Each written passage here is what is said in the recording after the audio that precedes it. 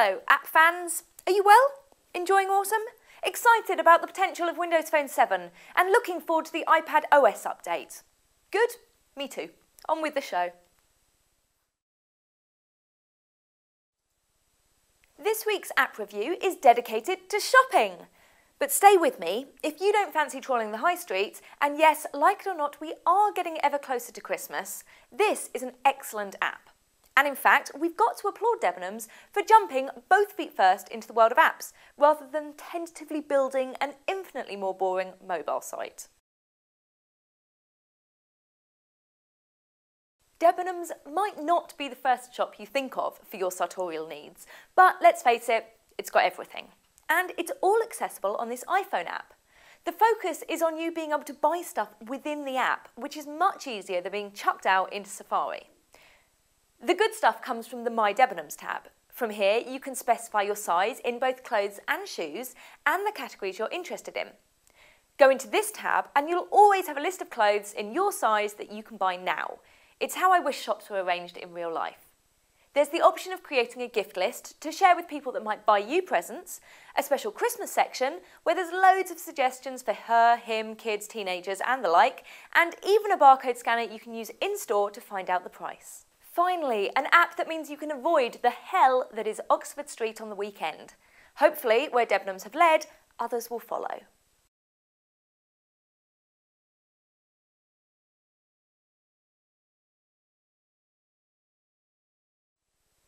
This week's Celebrity App Doctor goes out to every celebrity on Twitter. It has come to my attention that we might be losing some solid gold tweeting because the time between when you think of something and the time it takes for you to write it might just be enough time for you to reconsider. The world needs an app to stop that. Well, as you can see, we failed to lure even one celebrity into our glamorous North London studio, but no matter, I will offer my advice regardless. And my advice is AudioBoo. This service allows you to record audio and send it to Twitter, cutting out that annoying having to type stuff out process. It also removes the main point of Twitter, the 140 character limit, by allowing you to post up to 5 minutes of your stream of consciousness. You think Heidi Montag is bad now? Just wait till she discovers AudioBoo. It's free on both the iPhone and the Android platform, so is suitable for even the most cash-strapped celebrity. Heidi Montag, I'm looking at you. And Spencer, I'm looking at you too.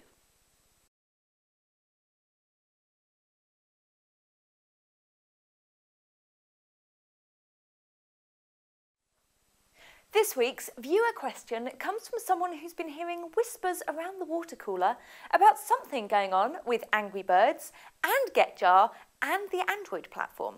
Worry not, water drinker, I'm here to fill you in. On Friday the 15th of October, Rovio, the Angry Birds developer, launched a completely free and completely complete version of Angry Birds on the Android platform. They took the unusual step of releasing it first on GetJar, an excellent app directory site.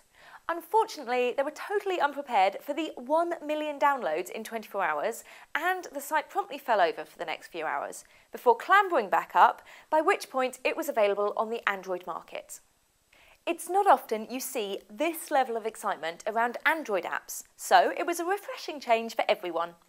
But do you lose anything in the ad-supportedness of this version of Angry Birds? I'd say any loss is counterbalanced by the delight at the lack of money you've shelled out. 59 pence of extra happiness, effectively.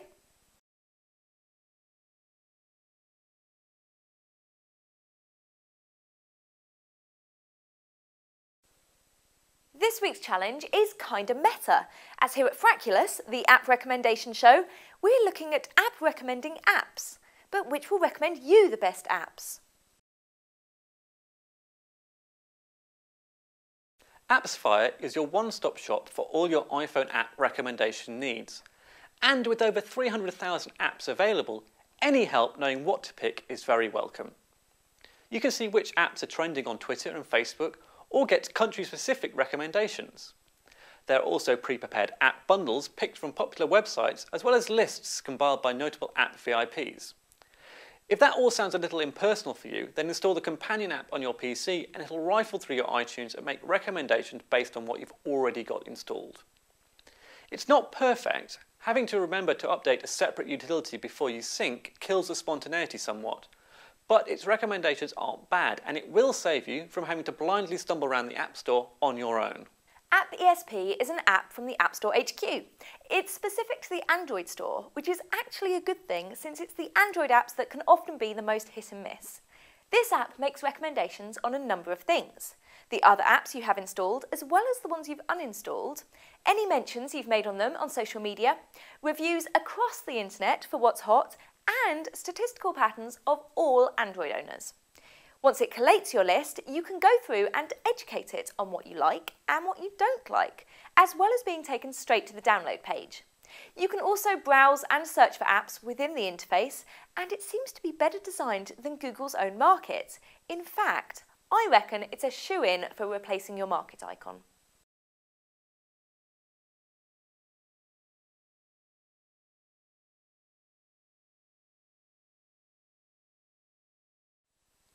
So now we've seen the launch of Windows Phone 7, but pre-launch, one of the only apps to be demoed was Touchnote, the take picture, upload picture, send postcard picture to Gran app.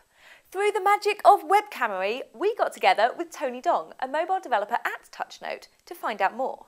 But first, just how good does Touchnote look on Windows Phone 7? The answer is pretty damn good. It's dead simple to choose your picture, fill in your address and message, and you can even add a signature. There's not the customization that you'll find online as far as choice of cards is concerned, but they've kept it really quick and simple as a result. So, Tony Dong, mobile developer at Touchnote, what's the advantage of being one of the first developers to develop a Windows Phone 7 app?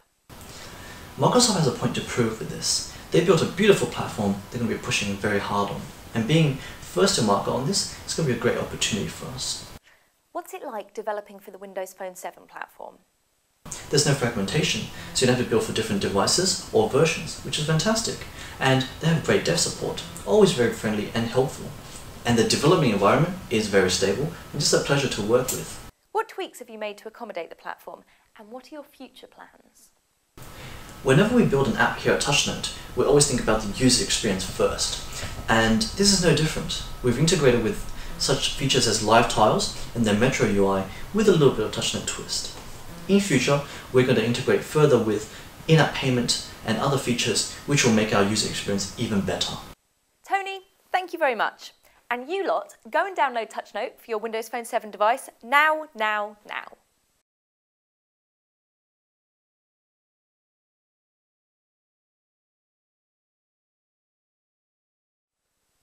That's it for this week. Thank you for joining us. We'll be here ready this time next week with a whole host of new app stuff ready for your eyes.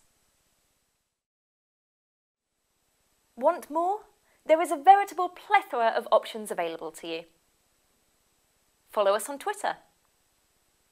Fan us on Facebook. Subscribe on YouTube. Subscribe on iTunes. Tell us your thoughts in the comments at www.frackulous.com, and finally email us on yo@frackulous.com. Phew.